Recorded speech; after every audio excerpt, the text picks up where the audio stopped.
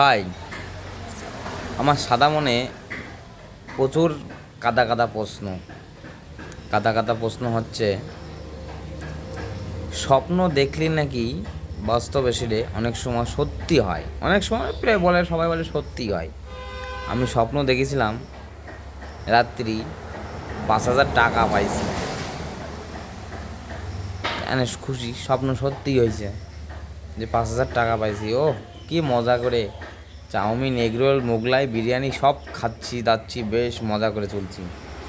কিন্তু পরের দিন সকালে উঠে ভাই 500 টাকা নিয়ে বাজারে গেছি, মাছ কিনে দেই, পকেটে 500 টাকা নাই।